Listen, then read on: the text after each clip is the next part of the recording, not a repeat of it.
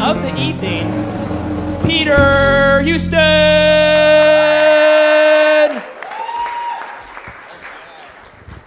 Hey guys, I'd like to take the next 5 minutes to talk to you guys about Jesus. If you'll bow your heads in prayer with me. I'm just kidding. They say if you get nervous while you're public speaking that you're supposed to picture the audience in their underwear. So I'm sorry if I stare at some of you longer than the others. I have to confess, I don't really talk into a mic very often, but the last time I did, and like all the previous times before, I've been rapping. So I think I'm just gonna hold the mic like this. Let's go. My mom is one of the judges. Ruth Houston is my mom. And I just want to remind her that when she's picking a winner for this contest, that in a few years I'm going to be deciding which nursing home you go to. So just keep that in mind. The rest of this might get kind of weird having my mom as a judge because I just wrote 5 more minutes of dick jokes.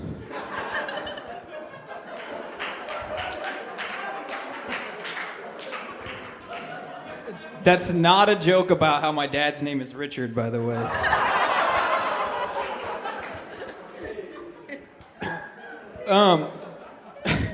Sometimes I get mad that the word alphabetical isn't. You can write that one down if you want. They say that people in glass houses shouldn't throw stones, but I think there's a lot more to it than that. There's a lot of things that people in glass houses shouldn't do. And the first one is live in glass houses. People that live in glass houses should also not have home births. And the final and potentially most important thing that people in glass houses should not do is be practicing nudists.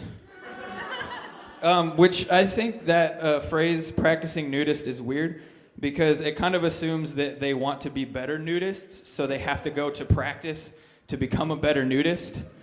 And I wonder if anybody that's a nudist has ever had to tell their friends that they can't come to an event because they're of nudist practice. Hey, dude, you want to come to my party?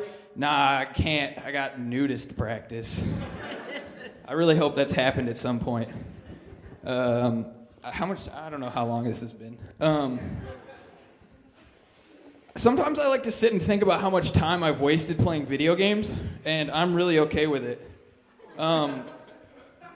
Video games are awesome because they offer an escape from reality. Like, in real life, I have, student debt and high anxiety, but in video games, I can do magic and kill dragons, and that's way cooler than anxiety. And also, dragons are the coolest thing in the world. If you can think of a thing that's cooler than a dragon, you're wrong. The only thing cooler than a dragon is a dragon wearing sunglasses with Jay-Z on the back. And, of course, Beyonce just looking all good. So, we live in a really germophobic culture. And it's kind of to a point of insanity where, people that are in relationships with one another, I was talking to somebody, they were engaged, and they were talking about how they didn't want to share silverware with each other. They didn't want to take a bite off of the other person's silverware. And they were engaged. That means they, kiss and stuff, which kissing is possibly the grossest thing you can do with another person. I don't know if you know how kissing works, but you take the part of your body that starts the digestive process, which is your mouth. That starts the digestive process. The part that turns stuff into poop. That starts with your mouth. And so when you kiss somebody, you're touching that of another person with yours. That's weird. Our mouths are so gross that we have to put, deadly chemicals inside them. That's what toothpaste is. If you eat a lot of toothpaste, you'll die. But we put that in our mouths and scrub it around just to clean them. We put poisonous chemicals in our mouths. There's stuff in our mouths that can rot teeth. That's what cavities are rotting teeth. So there's stuff in your mouth that can rot bones. And you want to tell me that you want to touch that of another person with yours? That's gross. And they're like, how do you explain kissing to somebody else without, seeing it? Okay, so So you're gonna want to convince somebody. You're gonna want to trick somebody into liking you, right? And then you're gonna want to make your mouth like you're eating some soup. And then hopefully they get the memo and they know what to do. Otherwise, it's just gonna be weird. Those are the actions of crazy people, and they're making signs for me to stop. So I'm gonna stop telling jokes now. Thanks.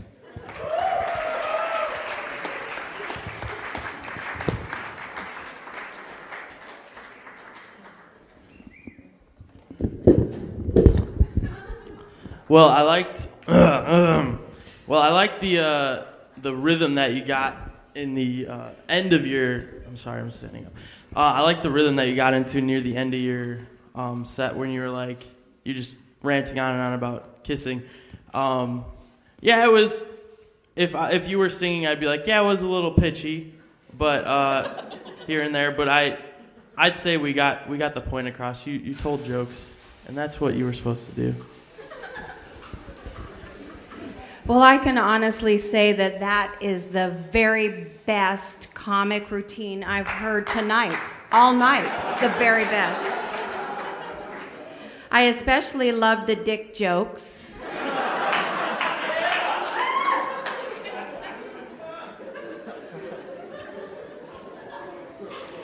And I give him high points. After all, I'm for a really high-class elite nursing home. Yeah, Peter, I liked your writing style. I could tell it's strong. Of course, I follow you on Twitter, so I get a lot of that. What comics do you watch? Do you watch anybody? Is there anyone you prefer? Mitch Hedberg.